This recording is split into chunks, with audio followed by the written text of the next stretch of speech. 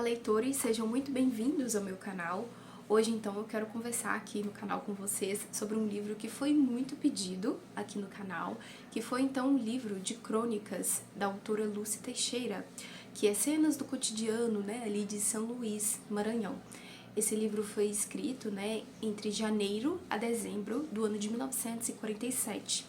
É um livro, né, um compêndio de várias crônicas escritas para o jornal, sob o pseudônimo de Maria Carla, onde a Lúcia Teixeira realizava então seus escritos, colocava ali as suas vivências, a sua forma de pensar, coisas realmente que são do cotidiano, que fazem parte do nosso dia a dia, do nosso famoso ordinário, né, da nossa vida diária. Pois bem, pessoal, então vamos conversar um pouquinho hoje então sobre esse livro que foi muito pedido aqui no canal, porque esse livro, né, vai fazer parte então de leituras obrigatórias da UEMA, da Universidade Estadual do Maranhão, no ano de 2027. Então, se você está se preparando, preste bem atenção nesse vídeo, nos aspectos, sempre procure, pesquise mais, vai além do que a gente consegue, do que eu consigo estar entregando aqui para vocês. Leiam um livro, façam questões, procurem resumos na internet, porque isso tudo vai agregar bastante aí para o seu conhecimento, para que você possa ter uma excelente prova no momento da aplicação, né, dos seus conhecimentos a respeito desse livro. Pois bem, pessoal, então eu quero conversar aqui um pouquinho com vocês a respeito do que eu compreendi a respeito das ideias da Lúcia Teixeira, o que ela gostaria de estar dizendo, o que ela disse, como que a gente pode compreender um pouco a respeito dessas crônicas e também contextualizar um pouquinho vocês. Lembrando que, assim, gente, eu não vi qualquer tipo de vídeos, enfim, explicando sobre isso, então realmente serão as minhas impressões que eu estarei informando aqui pra vocês, tá bom? Então, conversando um pouquinho a respeito da autora Lúcia Teixeira, ela nasceu no ano de 1922 e veio a falecer em 2007, inclusive, né, enfim, né, a maioria de nós nem éramos nascidos, né, no tempo da Lúcia Teixeira. Eu mesma era apenas uma criança quando ela veio a falecer, mas a Lúcia Teixeira, além de crônica, né, escrever crônicas, ela foi poetisa, né, contista. Eu achei super interessante quando vocês vieram aqui conversar, pedirem esse livro para que eu fizesse, então, uma análise a respeito desse livro, justamente porque eu nunca tinha ouvido falar de Lúcia Teixeira. Então, eu acho bem interessante esses escritores que muitas vezes a gente nem ouve falar, porque muitos brasileiros, né, sendo Lúcia Teixeira uma brasileira, e é um livro interessante, né, principalmente pelo regionalismo, como que ela se baseia no regionalismo para trazer um pouco da sua escrita, da sua contribuição literária para o Brasil. Então, sendo uma brasileira, eu acredito que os brasileiros poderiam conhecer esse cânone, né, de escritores por estado. Infelizmente, muitos escritores, eles são muito desconhecidos. Inclusive, né, vocês me recomendaram fazer a leitura desse livro, e eu pensei, quem é Lúcia Teixeira? Que livro é esse? E eu fui atrás. Inclusive, né, eu encontrei no Aprova Mentoria esse PDF e eu consegui então estar fazendo a leitura. Mas eu acho super interessante essa descoberta de novos autores, porque quantos autores nascem, escrevem as suas obras, trabalham duramente no ramo literário, que não é um ramo que ganha muitos holofotes, infelizmente, no Brasil, que morrem e que ficam totalmente alheios ao conhecimento de vários leitores, de várias pessoas, de várias escolas, universidades. E a Lucy, ela realizou então a faculdade de Direito, né? Então ela é formada em Direito. Ela também morou em outros lugares, né? Em outros estados brasileiros, como Rio de Janeiro, Belo Horizonte e outros países também, como Nova York e Itália. Então tudo isso ajudou bastante para sua bagagem literária. Então no ano de 1979 foi ali reservada uma cadeira na Academia Maranhense de Letras para Lúcia Teixeira, justamente por essa contribuição que Lúcia Teixeira legou ali para o seu estado e de certa forma também para o Brasil. E eu achei interessante nesse livro que no início, né, na introdução, pra gente antes de começar a fazer a leitura, fala-se então que são crônicas selecionadas, então provavelmente, né, há mais crônicas de Lúcia Teixeira que a gente ainda não possui o conhecimento.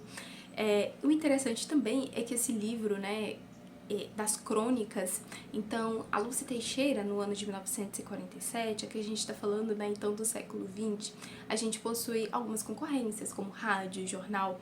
No entanto, há registros, né, inclusive na introdução mesmo fala, que várias pessoas, né, escreviam cartas solicitando, né, dicas amorosas, enfim, de vários segmentos. Inclusive a gente pode atestar isso no decorrer da leitura do livro. E se a gente pensar bem, existe algo muito característico nessas escritas, né, que são as crônicas, que antes eram muito feito. Como, por exemplo, Clarice Lispector também utilizava pseudônimos e escrevia, né, em correios.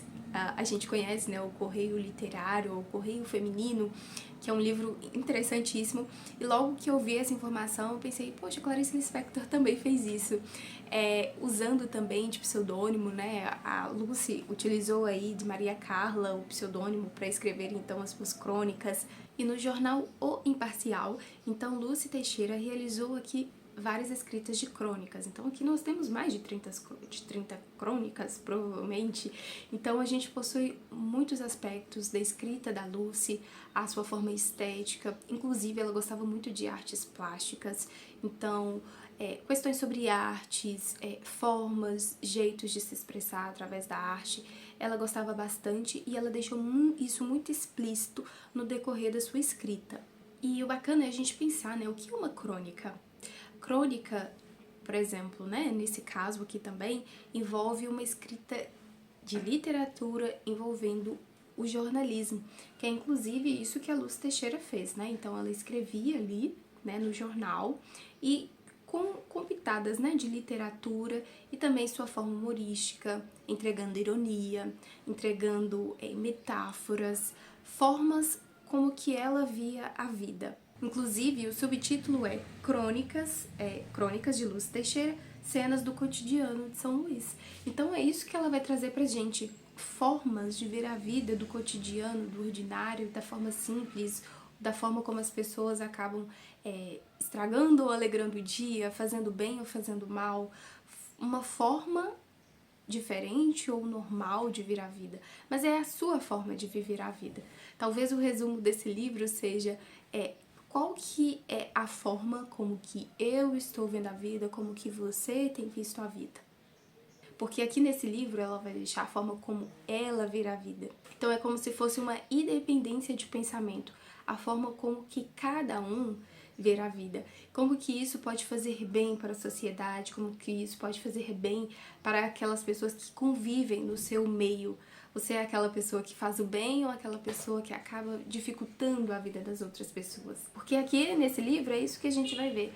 Tanto questões que ela passa, de coisas, situações, pessoas que não são tão agradáveis ou que são agradáveis.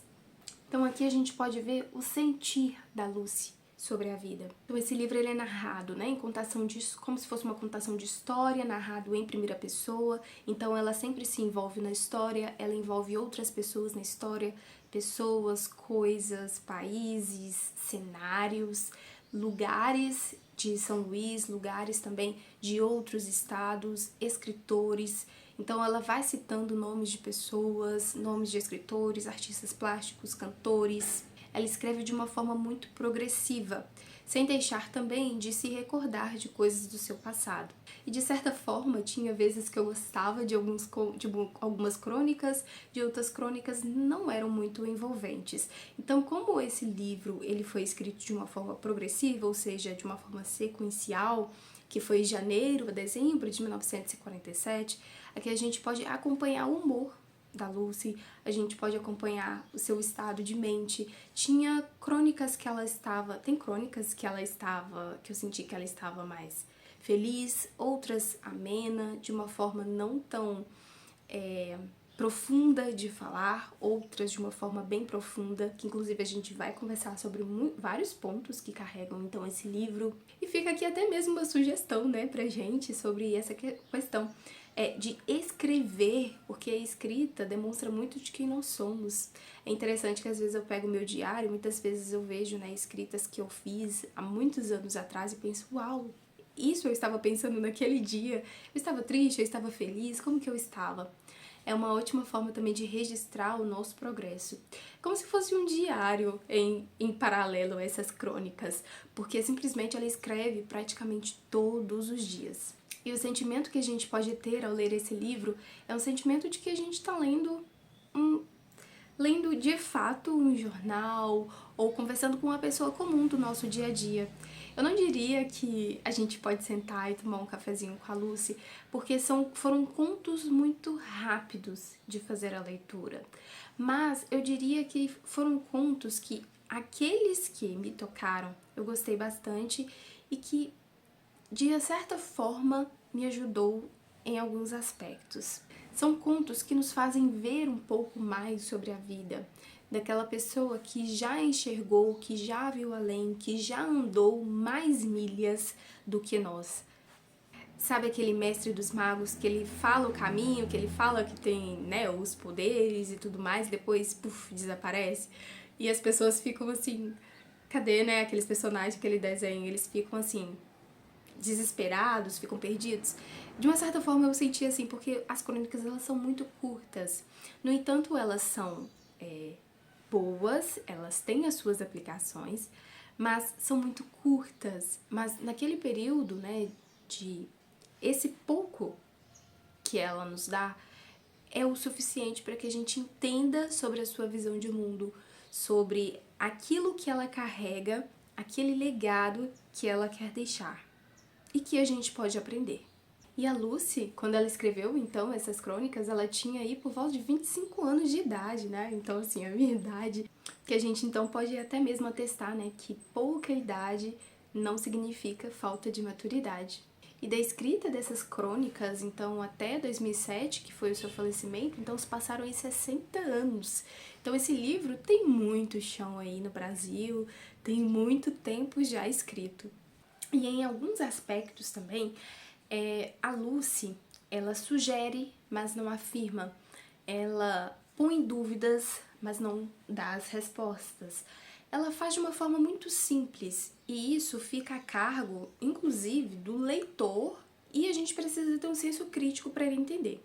Então, por exemplo, ela faz uma crítica social sobre a fome, a desigualdade social, que inclusive, se eu não me engano, é Odisseia de Ana, alguma questão assim, que conta a história então de uma mãe que precisa de comida e aí uma vizinha acaba pedindo para ir na assistente social, salvo engano, e nessa assistência fala que precisa aguardar e nesse aguardo a criança acaba vindo a falecer, justamente por fome. Então, quando um autor ele vem pra gente com esses temas, eles querem denunciar questões, mesmo que seja em metáfora, mesmo em outra figura de linguagem, eles querem denunciar o seu próprio tempo, aquilo que eles acham que é inaceitável, aquilo que eles acham que as próximas gerações não podem vir a aceitar. Então tem muitas questões que a gente vai ver no decorrer do vídeo que ela vai levantar e que a gente precisa conversar, que a gente precisa abrir, nos atentar, abrir os olhos para que isso não persista no decorrer dos anos, quer da nossa vida, quer do nosso tempo, do nosso país. E após a sua estadia, então, né, em outros estados, outros países, em 1946, ela regressa, então, novamente a São Luís, né, então, seu estado natal, onde ela fica, então, e após ali um ano, né, que é em 1947, ela começa a escrever as suas crônicas do cotidiano ali de São Luís. E o interessante é a gente pensar que, se a gente for olhar de uma forma histórica, a Lucy, ela viveu em períodos muito importantes da história. Então, de 1922 a 2007, ocorreram muitas transformações. Mas a gente vai pegar, por exemplo, de 1922 a 2000 e a 1947 ou a 1946. Então, por exemplo, eu até mesmo aqui anotei, né, porque eu gosto de dar uma estudada antes de vir conversar aqui com vocês. Então, um dos pontos que, assim, me tocou muito quando eu fui pesquisar um pouquinho na história foi que em 1918, gente, 18, 19, 20, 21, 22, ela nasceu 4 anos depois da Guerra Mundial e da família Romanov ter sido assassinada. Então, vocês tem um vídeo aqui no canal, acho que é esse livro, tem um vídeo aqui no canal que eu conto um pouco, então, sobre as irmãs Romanov. Inclusive, eu amo a Olga. Se eu tiver uma filha, eu quero que ela se chame Olga. Justamente por conta de Olga Nikolaevna Romanov. Eu simplesmente amo aquelas meninas, mas a Olga, ela tem meu coração. Então, assim, para vocês verem os acontecimentos tão importantes em que ela, assim, se ambientou. Então, 4 antes do seu nascimento, a família Romanov, né, ali no o regime do comunismo, né, estava ali na Rússia. Então, toda a família é duramente assassinada, cruelmente assassinada. Então, nós temos vários acontecimentos históricos na história após o nascimento, então, da Lúcia Teixeira, que foram, por exemplo, o início da Guerra Fria, queda de Lampião e Maria Bonita, isso aqui no Brasil, testada a primeira bomba nuclear na história, criação do 13º salário, olha só que interessante, chegada do homem à lua, implantado o real como moeda nacional, além de vários movimentos literários que a gente também vai estar verificando. Então, assim, foram algumas mudanças que a gente pode pensar, mudanças, ok. Mas se há mudanças no nosso tempo, isso muda a forma como a gente vê a vida também, isso muda a forma como a gente age com as pessoas, como as pessoas agem com a gente, como o sistema trata os seus cidadãos também. E eu achei tão interessante poder fazer um pouquinho de história, pesquisar para poder vir aqui conversar com você sobre esse livro, porque a gente sabe dos estados do Brasil, mas às vezes a gente não sabe a história. Eu fui pesquisar então um pouquinho a respeito de São Luís e de Maranhão, e eu, né, olhando ali no mapa, então Maranhão fica do lado de Piauí, fica na parte nordeste do Brasil, Piauí, Ceará, Pará, e olha só, eu não sabia dessa informação, mas São Luís ela foi fundada por franceses no século XVII, em 1612. Então eles vieram para o Brasil e fundaram aquele estado. E o nome se chama São Luís porque um rei da França se chamava-se Luís. Então ali no século XIII tinha um rei que chamava Luís e aí veio então a capital de Maranhão ser São Luís. Para mim, São Luís era devido ser alguma referência, né, de algum santo e tudo mais, né, trazendo essa questão aí do cristianismo, né, do religiosismo. No entanto, é devido a ser um rei. E São Luís teve a influência de 3 grandes países, que foi a França, que então foi o domínio da França foi de 1612 a 1615, Portugal, que foi de 1615 a 1641, e Holanda, que provavelmente foi de 1642 a 1644. Então foram 3 regiões, países, culturas, línguas diferentes que de uma certa forma colonizaram, né, dominaram ali esse estado. E na minha infância eu vi muito sobre folclore, sobre Bumba Meu Boi, e olha só que interessante, eu não sabia, né, que São Luís tem uma forte referência, né, sobre o folclore, inclusive é a cidade capital do reggae.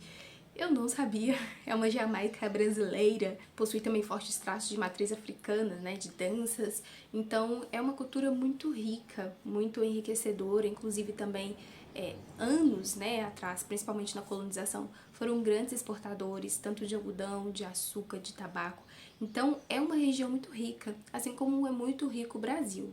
E além dessas mudanças então históricas, a Lúcia Teixeira, ela viveu também, ela pegou na verdade as 3 fases que foram fases importantes para a literatura, para o marco literário aqui no Brasil.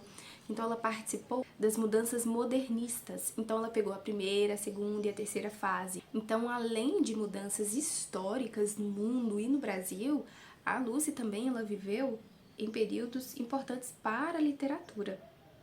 Então a gente vai conversar um pouquinho a respeito disso, que eu separei aqui 3 livros para poder estar explicando um pouco para vocês sobre então essas 3 mudanças. Esses livros são estes 3, eu acredito que será o suficiente.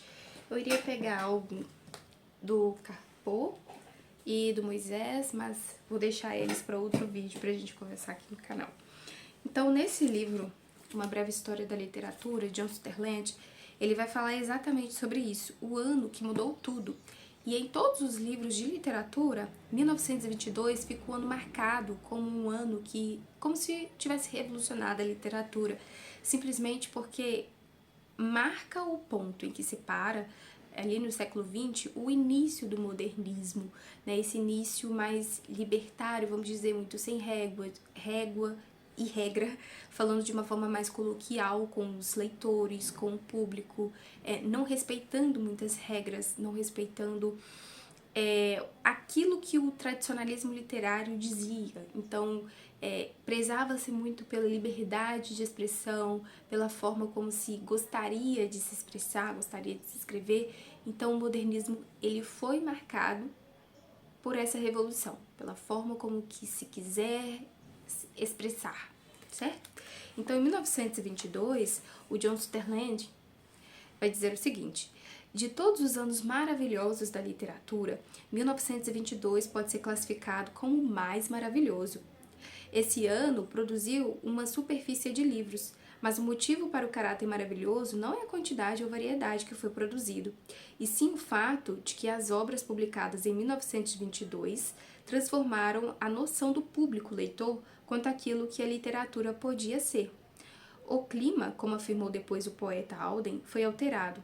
Um estilo novo e um dominante entrou em jogo, o modernismo. E aqui ele vai citar então vários escritores, né, então que fizeram parte dessa primeira onda, vamos dizer assim, né, dessa primeira fase, na verdade. Essa é a forma correta de se expressar. E 1922 foi o ano então que a Lucy veio a nascer. Então ela já nasceu nesse marco importante. Inclusive também se deu pela Semana da Arte Moderna aqui no Brasil. Influenciado por Oswald de Andrade. Então, o segundo livro que a gente pode detectar também, né, esse modernismo, a forma, então, do modernismo, é nesse livro História Concisa da Literatura, por Alfred Bozy. O que o Bozy vai defender aqui nesse livro é que existem formas diferentes de se escrever. Foi isso como se o modernismo quisesse prezar. Então, ele vai dizer que há formas diferentes de escrever e o modernismo veio como mais uma forma. Então, tem uma grande parte que fala apenas sobre o modernismo. Recomendo muito que vocês façam a leitura para complementar aí. E, por fim, então, eu tenho esse livrão, que é a Enciclopédia do Estudante, a literatura em língua portuguesa. Então, aqui vai abordar a literatura portuguesa, brasileira e africana. Então, aqui a gente tem um vasto material para ser trabalhado, para a gente poder estar estudando, que vai falar exatamente sobre o período do modernismo no Brasil. E aqui ele é bem completo, porque ele tem várias imagens, ele tem os escritores que o compõem, e a primeira, a segunda e a terceira fase também. A primeira fase aqui no Brasil se deu então no ano em 1922, que vai ser marcada então pela Semana da Arte Moderna. Vai dizer a estética da primeira fase modernista no Brasil. Além de reerguer a cultura brasileira sobre bases nacionais, essas propostas pretendiam promover uma revisão crítica do passado histórico e das tradições culturais, assim como eliminar o arraigado complexo de colonizado, para o qual tudo o que é bom vem de outros países, sobretudo da Europa. Essa fase foi considerada como de desconstrução. Era necessário fazer ruir uma série de conceitos de arte, de vida e de nacionalidade para que uma nova arte, uma nova linguagem e uma nova nacionalidade emergissem do processo. Alguns, então, dos escritores que compuseram, né, que fizeram parte dessa primeira fase foram Oswald de Andrade, Mário de Andrade, Manuel Bandeira.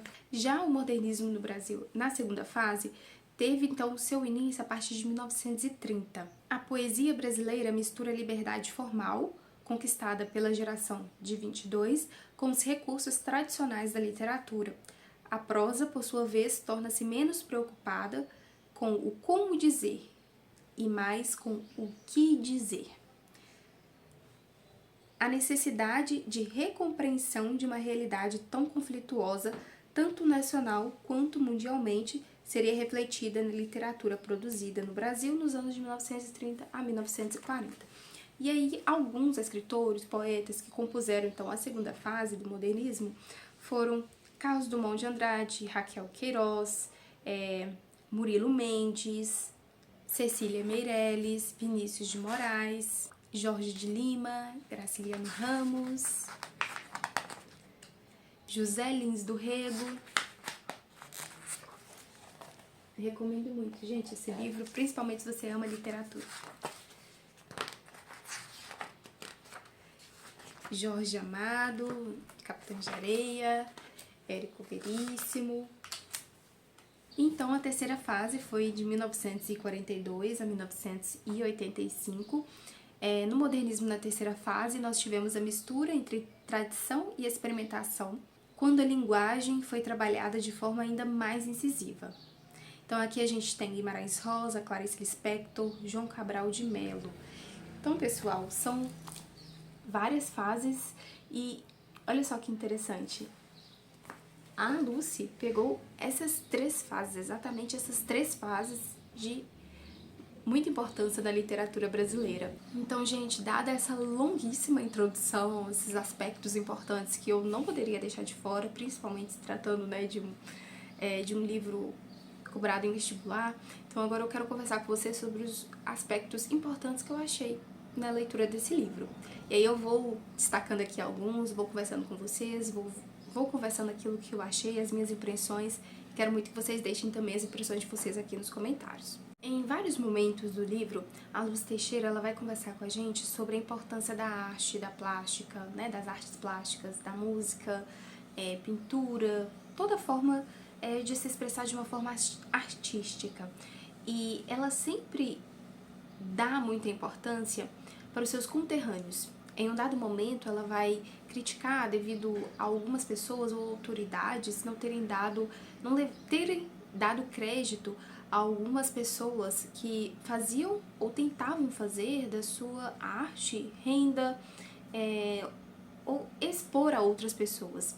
Sabe quando uma tá lá em cima e pode puxar a outra e destacar a outra? Pois bem, é como se ela estivesse tentando informar isso. Então, um aspecto que ela deixa muito patente aos nossos olhos é essa questão de valorização dos conterrâneos, daquelas pessoas que estão perto de nós e que têm muito talento. Aquelas pessoas que cantam muito bem, que falam muito bem, que dançam muito bem, que sabem tocar algum tipo de instrumento, que sabem fazer algumas pinturas, esculturas, enfim, qualquer tipo de arte e que seja de uma forma superior ao comum que a gente possui.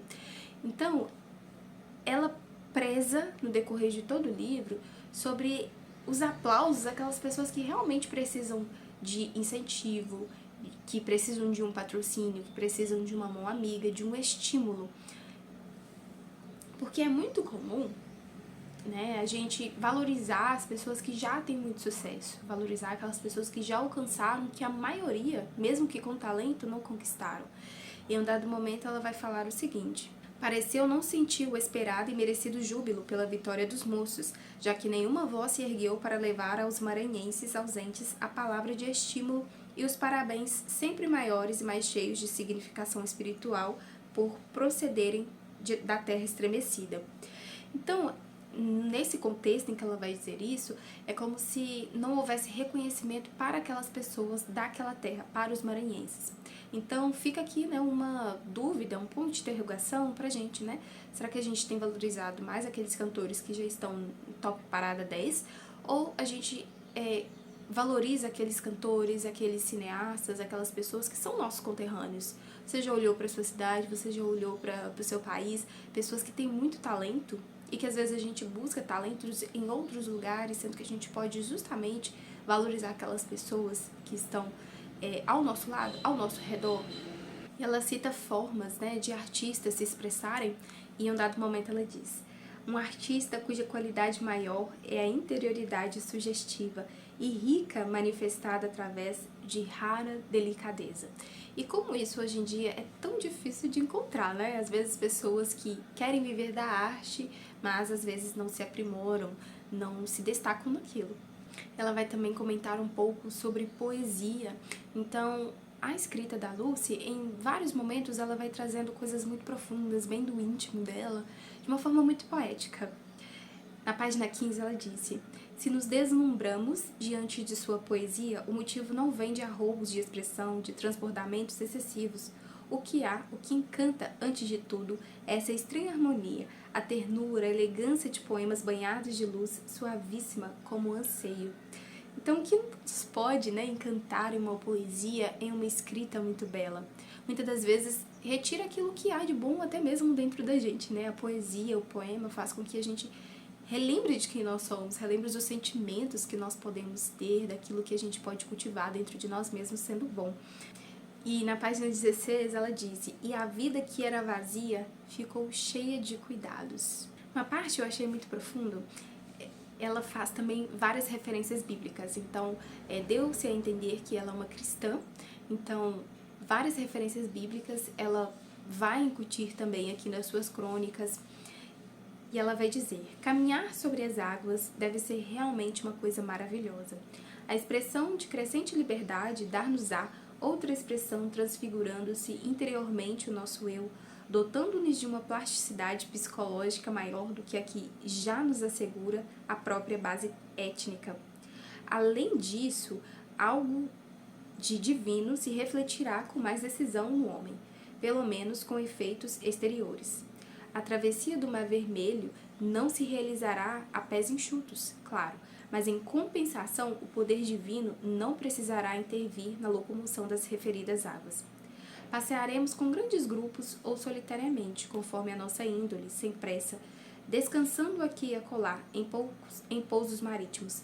Pássaros esvoaçaram sobre as nossas cabeças, cada vez mais acostumados à inofensividade da nossa presença. Paremos por aqui porque eu achei essa passagem muito profunda e cheio de significados que, como eu disse no início, não são ditos, mas que ela dá-nos a entender. Ela joga na mesa para que a gente possa, com o nosso próprio senso crítico, entender um pouco do que ela quer falar com isso.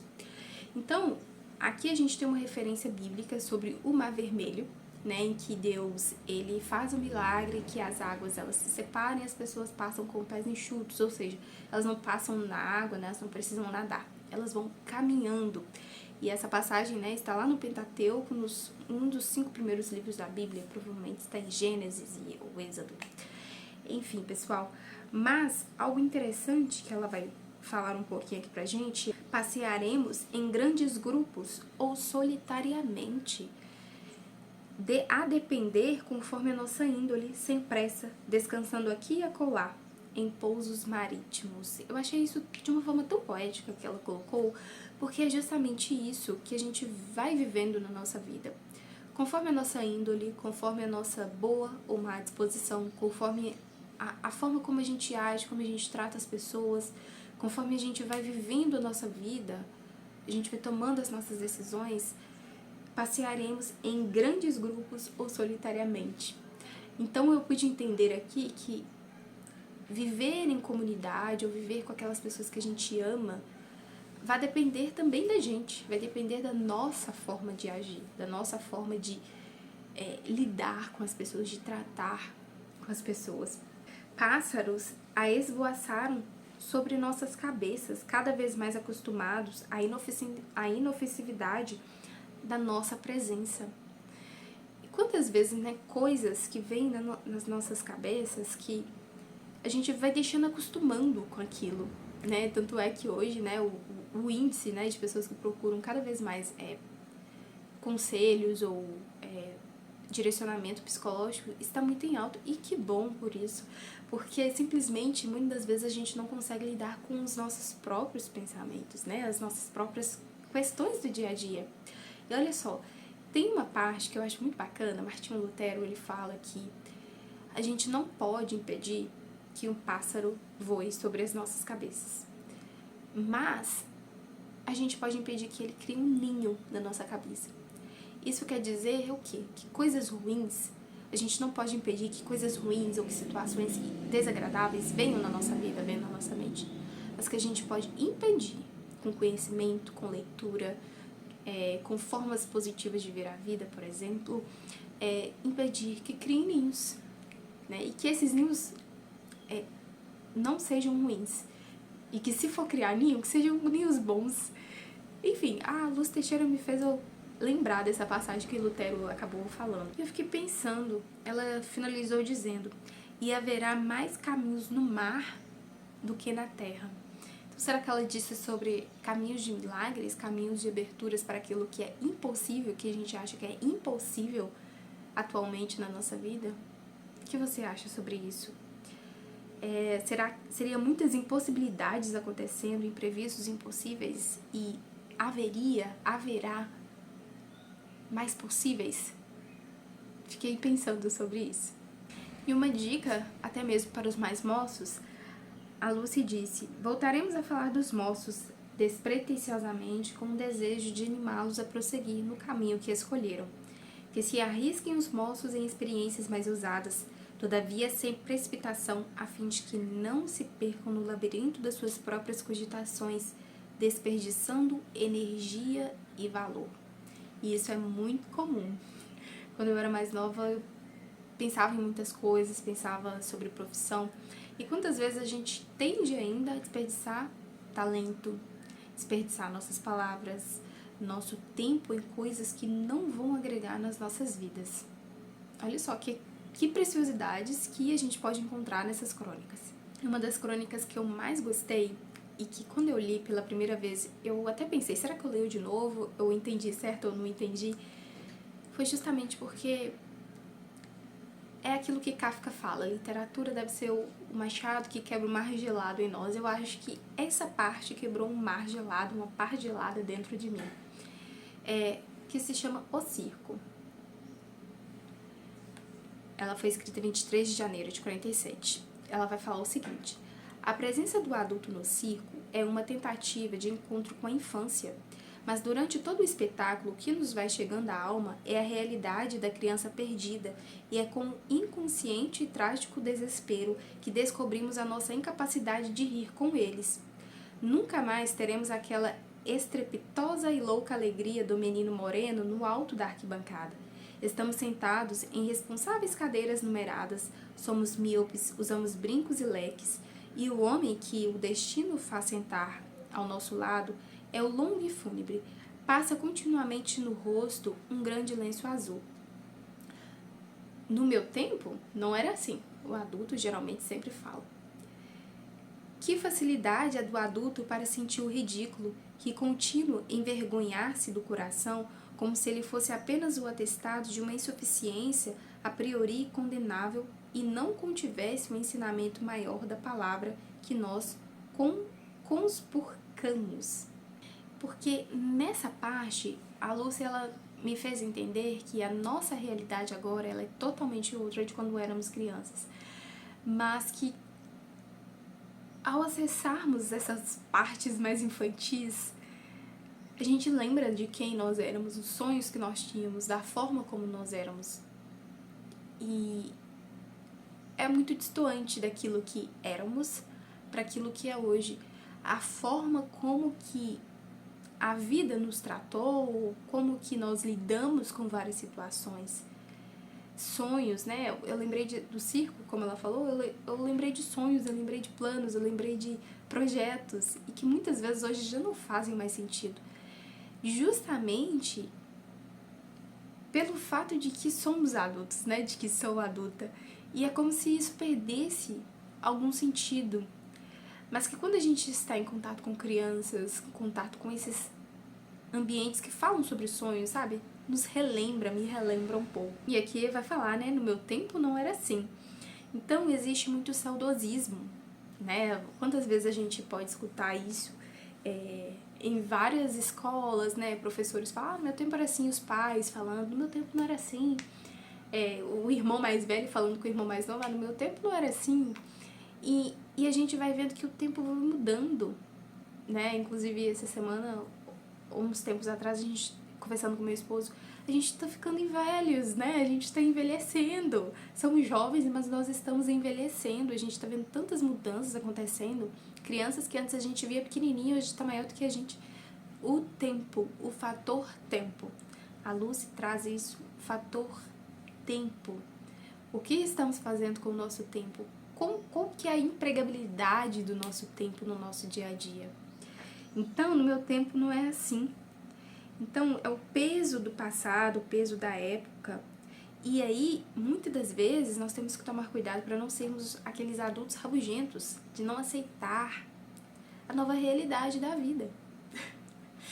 Então, sabe aquela máxima, se a vida te deu um limão, faça uma limonada? É muito difícil, porque nós tínhamos sonhos, nós tínhamos projetos, enfim. Veio esse turbilhão de ideias aqui na minha cabeça, gente, que eu precisava compartilhar com vocês. Ela fala também sobre destino, sobre vida, sobre escolhas. Assim, podemos perfeitamente orientar o nosso destino e coordená-lo dentro de certas linhas já traçadas, embora não nos possamos furtar a realidade de certos acontecimentos de vulto maior e como que determinados pela afirmação de nosso ser dentro da vida. E aí fica o questionamento, né? Quais linhas você, eu, temos escrito para que a gente possa traçar ao longo da nossa vida? Ela também vai falar sobre o mal, sobre política. Em um determinado momento, ela vai dizer, né, como a política ela acaba nos envolvendo, como a política, a gente para tudo para saber o resultado de eleições, brigas acontecem devido a partidos políticos, né, essa falta de paz entre partidos, entre pessoas, justamente devido à política, a partidos, a essa questão mesmo de separação que há entre os seres humanos, de achar que um é melhor do que o outro. E ela dá também opinião sobre pessoas. Então ela vai dizer, se todas as pessoas tivessem senso, a vida perderia muito do seu encanto, do seu caráter imprevisto e desconhecido. Depois de uma conversa honesta e sem partidarismo, passaremos a respeitar ou pelo menos deixar de fazer pouco caso das criaturas ditas insensatas. São os faltos de bom senso, pessoas inofensivas, às vezes quietas, às vezes turbulentas, mas nunca banais. Os sensatos, pelo contrário, são cotidianos e suficientes. Quando arriscam, não correm risco. São dotados de bondade, sentimento, nesse caso, tão consciente que toda a espontaneidade do bem se evapora. E ela vai falando, né, sobre vida, sobre dor, sobre alegria, sobre escrita, sobre os cronistas. Em um dado momento ela vai dizer a respeito, então: amor é caminho de vida e não de morte. O mal não pode estar no amor. Por isso, em vez desse sentimento constituir razão para a sua morte, deve encerrar motivo maior para a sua afirmação dentro da vida. Então aqui ela vai defender a vida. Então, infelizmente, aqui também, né, nesse tempo, né, em que ela escreveu, existem muitas pessoas que pensam exatamente nesse lado, né, da morte, em dar cabo da própria vida. E ela vai exatamente falar sobre isso. Acredito que quando ela escreveu, ela estava escrevendo para alguma pessoa específica, que ela foi tão específica sobre o amor, sobre a morte, sobre as condições da vida, que há muitas situações que nos fazem ver a vida em preto e branco, mas ela defende que o amor faz com que a gente enxergue a vida de uma forma colorida e que isso de forma alguma vale a pena. A ânsia de procurar o que não se perdeu e a saudade de coisas que nunca vimos, mas feliz é aquele cuja segunda-feira consegue ser domingo. E para finalizar, eu quero então deixar aqui com vocês uma parte que eu gostei muito, que ela disse: nada mais surpreendente, nada mais misterioso do que recordar. É pela lembrança que conseguimos reconhecer em nós aqueles valores, aqueles pontos frágeis de nossa personalidade. Enfim, pessoal, um livro com várias questões que a Lucy aborda. Ela vai falando então a respeito, né, de tanto críticas sociais, críticas para nós mesmos, né, cidadãos, civis comuns. Fala sobre política, sobre vida, sobre morte, amor, passagens bíblicas, críticas sociais naquele momento que servem ainda para esse momento, também crítica social, né, envolvendo crianças, que eu acho que é muito relevante, principalmente porque crianças, né, são seres tão vulneráveis. E aí ela disse: a criança em nosso país é um pouco desprezada. Sem uma compreensão moral e sem a necessária assistência, não podemos deixar de ser na juventude um pouco mais tristes do que realmente permitia a idade tão sobrecarregada. Então, o que ela quer dizer é que muitas vezes a criança passa por tantas coisas na vida, na infância, que chega na juventude, na vida adulta, que a vida dela fica um cargo, tanto emocional, espiritual, das experiências que ela teve, que não deveria ter tido na infância. Enfim, é um livro que, conforme você vai fazendo a leitura, você vai se identificando em muitos aspectos com a autora. Porque no subtítulo já diz cenas do cotidiano. Então são coisas do seu cotidiano que muitas vezes você vai se pegar, né? Você vai se tornar uma amiguinha ali da autora. Você vai se tornar uma confidente. porque aquilo muitas das vezes você vê, você consegue ter o senso crítico para entender, opa, isso aqui tá na minha realidade, isso aqui eu vi essa criança assim, eu lembrei dessa criança assado, eu vejo essa questão de política aqui, ou essa questão de tristeza ali. Então, o cotidiano que ela vem trazendo pra gente é realmente isso, né? Coisas da nossa vida, né? Dessa vida que a gente vai vivendo, que a gente vai muitas vezes empurrando com a barriga, outras vezes a gente vai vivendo de fato. E ela preza muito por uma escrita comum, né? Não é uma escrita coloquial, né? Uma escrita informal, não tanto, né, acadêmica, de forma alguma, mas é uma escrita como se de fato você estivesse lendo um jornal, como se de fato você precisasse ler aquilo. Enfim, pessoal, é um livro, recomendo muito que vocês aí façam a leitura. É um livro que eu gostei muito, inclusive eu agradeço muito a todos vocês que indicaram a fazer a leitura desse livro, da Crônicas de Luz Teixeira. Não conhecia a autora, foi uma grata surpresa. E deixem aqui embaixo para mim demais livros, né, da universidade de vocês. Eu sei que eu ainda preciso ler o Infância, do Graciliano Ramos. Vou trazer aqui para vocês também, pra gente estar conversando, tá ajudando vocês aí nessa empreitada, né, da universidade. Mas enfim, pessoal, gostei muito da leitura, espero muito que vocês leiam. Degustem muito esse livro, leiam, releiam. Se qualquer dúvida, vocês podem deixar aqui pra mim embaixo nos comentários, que eu gosto muito de ler os comentários de vocês. Deixem a opinião de vocês também nos comentários, se vocês já leram esse livro, se vocês pretendem fazer a leitura do livro. E deixem pra mim, né, dicas de demais livros que eu gosto muito de fazer a leitura. E é isso, pessoal. Espero muito que vocês tenham gostado. E a gente se vê no nosso próximo vídeo, que vamos conversar, então, sobre outro livro.